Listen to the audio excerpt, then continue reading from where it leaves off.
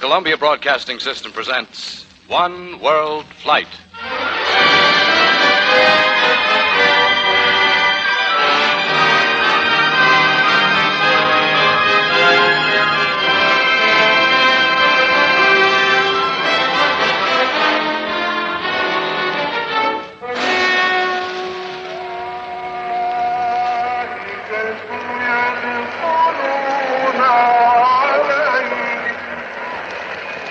You are listening to Muslim prayers coming from the loudspeaker system of the Muhammad Ali Mosque in Cairo, as heard above the cheering of thousands of Egyptians on the day last summer that Britain returned the famous citadel to Egypt. This historic recording is among several authentic sounds and voices transcribed inside Egypt and India, to be heard tonight on this 8th of a series of 13 broadcasts based on Norman Corwin's 37,000-mile global tour as first winner of the Wendell Willkie One World Flight Award.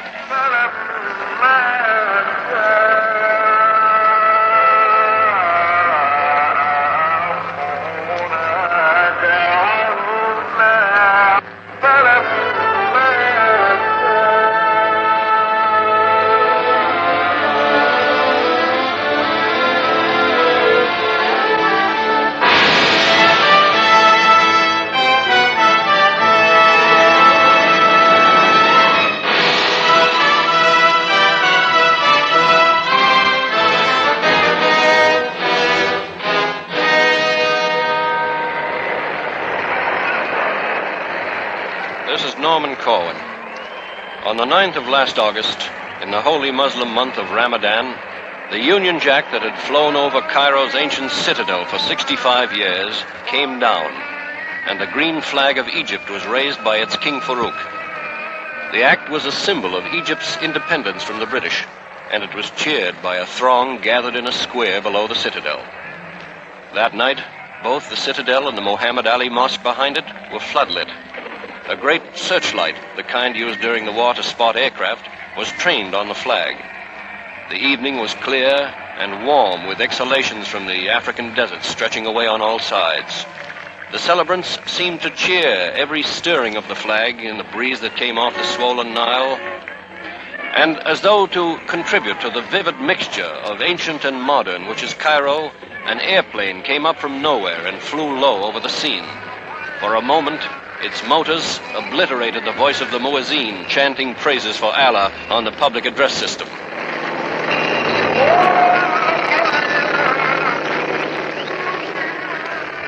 On a rooftop in the neighborhood of the citadel, where we had set up our CBS recording microphone, a group of Arab women sang with an abandon that seemed to go along naturally with a bizarre setting of minarets, airplanes, floodlights, domes, cupolas, cheering, and amplified prayer.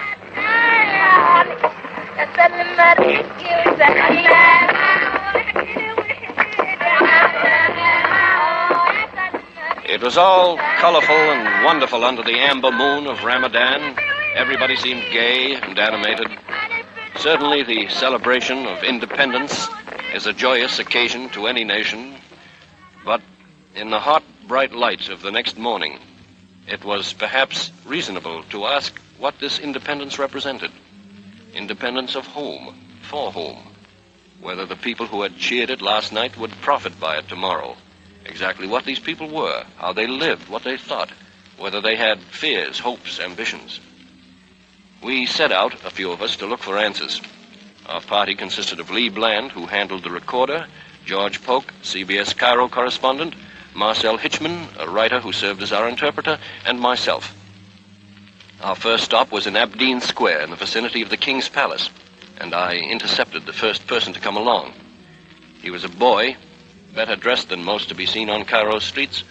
I asked how many were in his family. What sounds at first like godfather is the boy saying, "I godfather," and so forth. A good father and a good mother and a good sister and good father and good everything. All living in the same place? Yeah. How many rooms? 2 rooms. He said he was a mechanic, that he earned 15 piastres a day, which is the equivalent of about 60 cents. In the following recording, you will hear questions by Polk and myself, the interruption of a small child standing nearby, and toward the end, the striking of bells in a tower of the Abdeen Palace. What sort of food do you eat? Me? I I eat in the morning food, and eat afternoon meat and something like that. Do you buy all this at 15 piastres a day? I take 15 piastres every day, yeah. How much? I take 15 piastres every day. I smoke the cigarette by 5 piastres and keep 10 in my home to get some uniform for myself. You have to pay food and rent and everything for 15 piastres a day. That's 60 cents a day that you make, and you pay for all your family. How many children do you have? I have 3 children. You have 3 children. How old are you? Me, I'm got 16 years old. You're 16 years old. You have 3 children. Yes, sir. He said he wasn't worried about anything. Said he had heard a rumor that the war was over, but he wasn't sure. He was somewhat better informed about American jargon, for he suddenly used the phrase hubba hubba. You've seen some American movies, huh? Yeah. Is that where you got hubba hubba? Hubba hubba and take it easy. What else? Who said hubba hubba? Okay? Who did you hear say hubba hubba? American people, they say hubba hubba. Well, I'm an American. I don't say hubba hubba. No, some soldiers, they walk in the street, they make hubba hubba, take it easy. Through Mrs. Hitchman, we next questioned a man named Abdu, who said he was a servant, earning 7 Egyptian pounds a month, or about $21. I said, are you happy now of your life? He says, well, who is happy? Why are you not happy? Because everything is expensive. I asked what he thought of Egypt's independence, of the situation in Palestine, whether he knew the war was over. He said, I don't care about politics and about war. Who cares about these things? I asked whether he was at all interested in the world outside of Egypt, whether he would perhaps like to visit some other country. Where should I go? If there is work somewhere else, all right. But I mean, to go just like that, where? Let's see. Does he ever get to see a movie? بتروح في السينما ساعات؟ ما رحاش هذا ما رحاش أبو لوتر. He never went to a cinema in his life. Would he like to go to one? راح السينما حروح عشان Why should I go? He said he had never read a book, that he never read newspapers, that he was not interested in these things at all. While this was going on, a crowd had gathered, and there were rumbles of suspicion and hostility. I started to ask questions of an Arab in a long blue galabeah, and he told Polk, He doesn't like this idea. He thinks it's an insult to his dignity. Other people in the crowd said they were afraid of being recorded. I asked what accounted for this attitude. Well, it's quite difficult to explain. First of all, it never happened to them before. And then their technical knowledge is very small. And they don't know what is this, and they think it's mixed up with some movie business. And they just now, especially, they're not very friendly towards foreigners. And they are afraid of stating things definitely. They don't like people who ask them questions. They are always like that. You see, when people ask them questions, it generally brings trouble. It means there is a policeman who comes to ask them questions or things like that. Nobody ever asks them what they think. Egypt was the 11th country visited in our one-world flight, and though we'd seen bad conditions in other countries, this, for a traveler heading east, was the beginning of really morbid ignorance, squalor, disease. To the eye, Cairo is attractive, both in its medieval and modern aspects. It's checkered with mosques and palaces, ancient walls, towers, domes. The old city has bazaars and narrow, winding streets. The newer quarters along the river achieve a certain European colonial dignity. To the east, behind the citadel, stand barren hills, and beyond that, sandy desert. Just out of town, at the edge of the western desert, are the great pyramids, and in between, the Nile, tree-shaded, romantic, polluted, supporting life and agriculture along its banks, just as it has done since earliest history. In this austere land, where so much of civilization was cradled, there is small tradition for one world, or for anything resembling democracy as we know it. The world of Egypt has been, by turns, Memphite, Theban, Syrian, Persian, Macedonian, Roman, Arabian, Turkish, French, British. Dozens of wars have swept up and down the Nile and have zigzagged across the deserts, and the only constant factor since the days of the pharaohs has been the depression of millions, the poverty, the relentless ignorance. There are schools in Egypt, yes, for the better off. There are also health services of a sort. We were told about them. But as we went around the city, stopping ordinary Cairenes on the street, there was little to show the effect of either education or sanitation. In a big square known as Meydan Ismailia, one of the newer and better sections of the city, we interviewed people at random one night. I asked a cook named Ahmed what he thought of conditions in the country. Too many people no work, too many people no eat, too many people no money. Too many people no work, too many people no eat, too many people no money. When I asked him what he thought should be done about it, he answered that the government should open shops and factories in order to create more work. He said he was a monarchist because he read in the papers that the king wanted to improve Egypt. I then asked about his knowledge of politics. Have you ever heard the word fascism? أنت عارف اللغة فاشيست؟ No. You have not. Have you ever heard the word Nazi? No. He has not. Have you ever heard of the word communist? أنت سمعت الكلمة كومونيستي؟ No. No.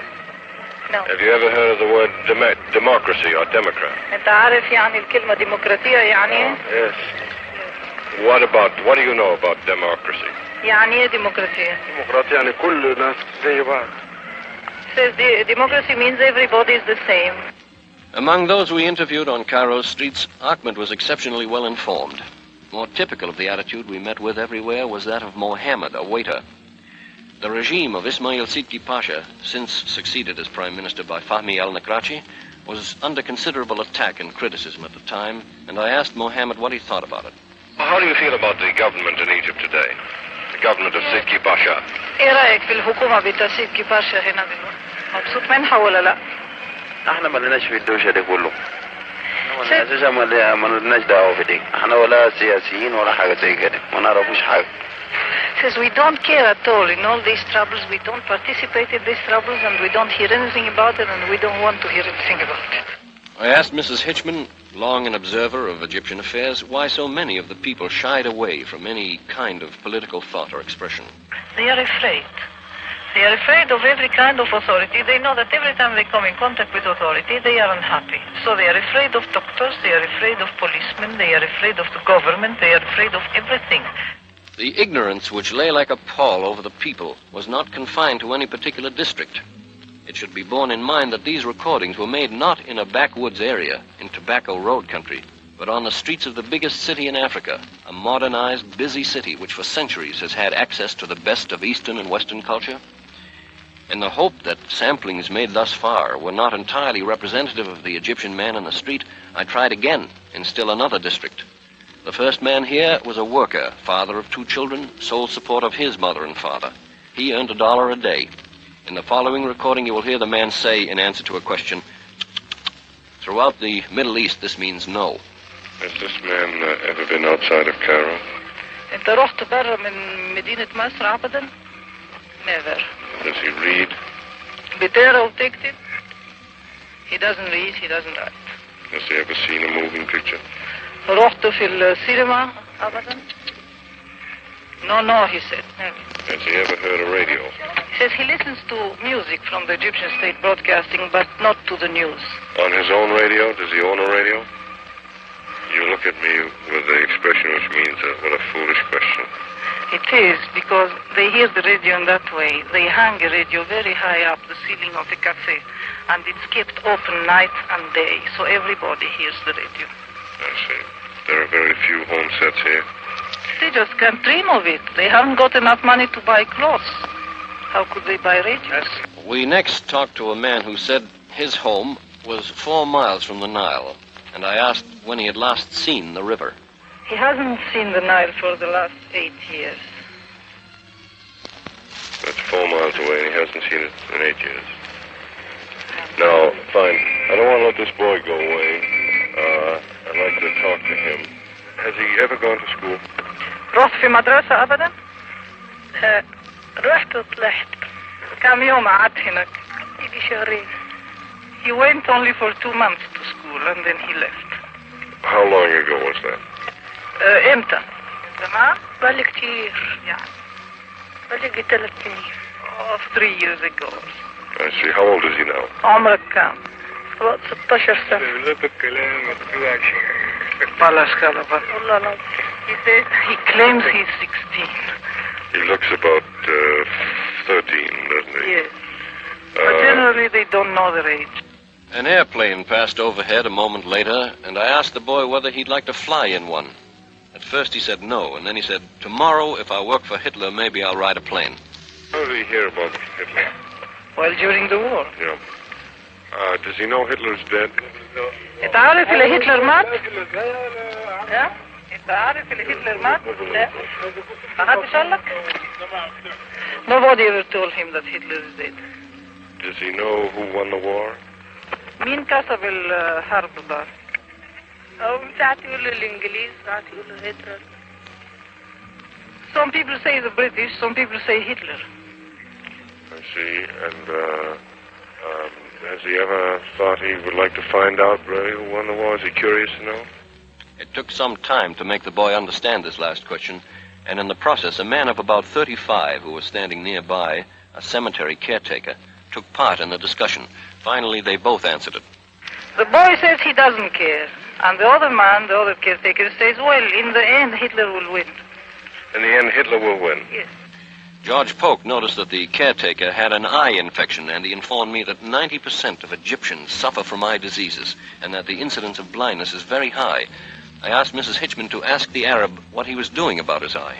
I said, well, but why don't you go to some clinic or something? He says, I have no money. Isn't he afraid of going blind? So many persons are blind here. You see them wandering in the streets. So many persons blind. خايف لو واحد يوم عينيك هتروح وهتكون أعمى. كان يعني ربنا موجود. So what should I do? God is there, and if God wants me to be blind, I'll be blind. The statement, God is there, was accompanied by a gesture of pointing to heaven. The government of Sidki Pasha last summer had one absorbing internal preoccupation, and it was not that of alleviating the poverty or sickness of its people. It was the hounding of liberals. The editor of the principal newspaper of the Wafda, an opposition but not leftist political party, was arrested. So was the Greek millionaire Zabini, known to be sympathetic to the anti-royalist movement in his home country. 11 cultural, scientific, educational, and labor associations were suspended. Hundreds of people were jailed for weeks without charges. Months later, on November 8th, the New York Times reported from Cairo, and I'm quoting, "The Red Scare in Egypt has passed off without proof of the existence of a communist organization. Nearly all persons arrested have been released. The roundup resulted in the detention of an assorted lot of intellectuals, social reformers, labor leaders, and foreigners. Some would be described outside Egypt as liberals or socialists, but those arrested included some who were plainly capitalists, including millionaires. Others appeared to be simply opponents of the government." End of quote. At the time we were in Egypt, 3 months before that dispatch appeared, the assorted lot of intellectuals was in jail.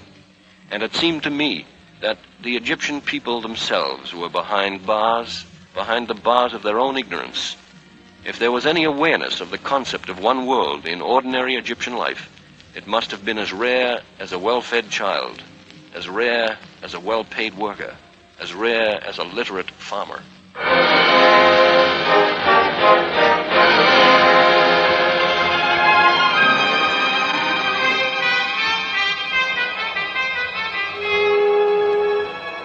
We left Cairo for India at dawn one morning on a converted York bomber and flew across the glaring deserts of Transjordan, Syria, and Iraq.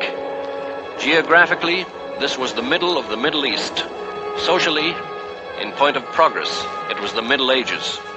The great and terrible bond among these many countries, stretching all the way from the mouth of the Nile to the mouth of the Ganges, is rank poverty, disease, abysmal ignorance.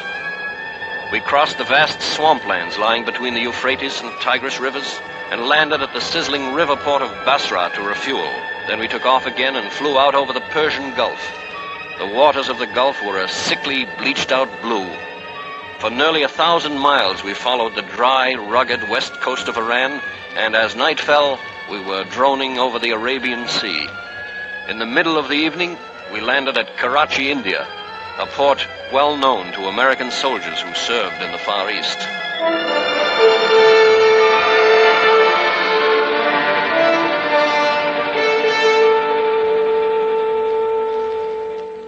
the day that we were to take our recorder on the street so that you might hear the voices of Indians, religious rioting broke out between Hindus and Muslims, and our movements were blocked. In Calcutta, we found martial law when we arrived. We had to watch our step to avoid treading literally on the corpses of slain rioters. We could get no transportation to carry our recording equipment, no batteries to run it. And without recordings, whereby you could hear directly from more than a few Indian people, it would be arrogant to comment upon a situation so complex that men who have given years to the study of India's problems shrug their shoulders when you ask them about prospects of unity within any reasonable time. India, as you know, is a land divided by hundreds of languages, religions, castes, and customs. Its political problems at the moment are as difficult as those of almost any troubled spot in the world. Instead of attempting to present any rounded picture of the turbulent Indian scene as it existed last summer, we will limit our report to an interview with the one Indian leader of world renown available to our microphone during the period of our visit. He is Pandit Jawaharlal Nehru, Minister of External Affairs and Commonwealth Relations. We recorded Mr. Nehru in the modest home of his nephew. He was wearing the round white cap of the Indian National Congress Party. His sensitive face was drawn and sober. For almost an hour, we talked on a wide variety of subjects. First, about Wendell Willkie, whose book One World he said he had read in prison while under detention by the British for political reasons in 1942. We then discussed the international situation, which at that time was badly inflamed. I asked what he considered the greatest threat to the peace. Well, I should say the greatest single threat at the present moment is the growing conflict between America and England on the one side, if you like to put them together, and the Soviet Union on the other. That is the biggest threat. I believe that both parties are to blame for it. Blame in the present, blame in the past, because you can't forget the past, you can't get rid of the past. Obviously, you can't ask others to do what you are not doing yourself. And one finds repeatedly on both sides of this, whether it is Russia on the one hand or other countries, Western countries, that they have done things which were wrong, and they have blamed the other party for doing the same thing, more or less. Mr. Nehru spoke at length of India's problems, which he said were not formed suddenly, but were the accumulation of more than 100 years. He had bitter words for the treatment of Indians in the Union of South Africa, whose racial policy he called, quote, exactly on a par with Nazi doctrine, unquote. I asked him whether there was goodwill in India for the United States, and he replied, America is a country which attracts for many reasons. At any rate, it has attracted me, although unfortunately I have never succeeded in reaching there yet. It is a vital country, a growing country, a frank country. And it hasn't got all the legacy of past ages which drags other countries down, complexes created. On the other hand, one has a certain sense, at any rate I have, of a certain roughness and toughness, and a strange mixture of democracy and the highest pretensions to freedom, and the denial of that freedom, say among to the Negroes in America. That question often troubles us because, well, we ourselves in this country have been guilty in the past, in past ages, of denying freedom to large numbers of our own people. And we are suffering for that. And I think one of the causes of our downfall in India has been the fact that we tried to suppress large numbers of our own people in the past, to get rid of that completely. And when we see that happening elsewhere, especially in a very advanced country like America, which attracts us so much, it is a painful thought. And it colors our opinions about those American declarations of freedom. apparently freedom is meant for particular groups, not for all. But if we think of freedom for one world, then all this racialism and one race or one nation or one country being fundamentally superior to another, that has to be given up. From the vantage point of this pleasant home in New Delhi, a city whose appearance suggests an American university campus more than an Asiatic government center, it was hard for me to imagine the vast Indian subcontinent of 700,000 villages stretching away to all compass points, to sense the stupendous poverty and struggle of its nearly 400 million people. These masses, like the relatively small population of Egypt, come within the bleak area of humanity that we call backward. Backward because of no inherent lacks, but because of economic stagnation and total absence of opportunity. I asked Pandit Nehru what recommendations he would make toward achieving the cooperative and united world of which Wendell Willkie spoke, and he replied, "You cannot cooperate with people who are not free and who are suffering from all manner of complexes, of fear and the rest. Therefore, those countries who have power and influence in the world today should themselves give the lead in this matter and work out as rapidly as possible the ideal of, call it the four freedoms or what you like, that no nation, no people should be subjected to another. No race should be considered an inferior race as a race. And that the only way really for even the most advanced nations to carry on in the future is for backward nations to come up, to remove poverty and to cooperate in the task of raising humanity as a whole and not concentrate so much on a particular area of it. If that viewpoint is adopted and acted up to, perhaps not wholly, but anyway in a large measure, then maybe the whole psychological atmosphere of the world will change. Then probably we'd move much more rapidly to the one world of which Wendell Willkie talked. Mr. Nehru was looking right at America and our principal allies when he spoke of countries who have power and influence in the world today, taking the lead and working out the four freedoms. Perhaps he had even defined a fifth freedom: freedom from subjugation, prejudice, discrimination. That no nation, no people should be subjected to another. No race should be considered an inferior race as a race. A simple formula, that, but one that would make life more livable for 3 out of every 4 people alive on this earth today.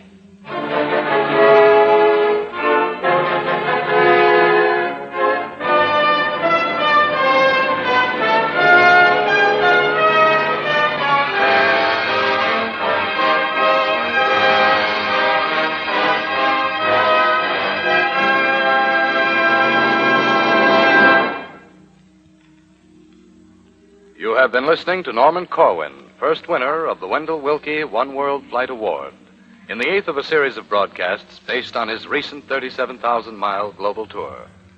All recorded voices heard on this broadcast were transcribed in Egypt and India. Next week at the same time, One World Flight visits China and Japan. Tonight's musical score was composed and directed by Alexander Semler. Guy Della Chappa was associate director.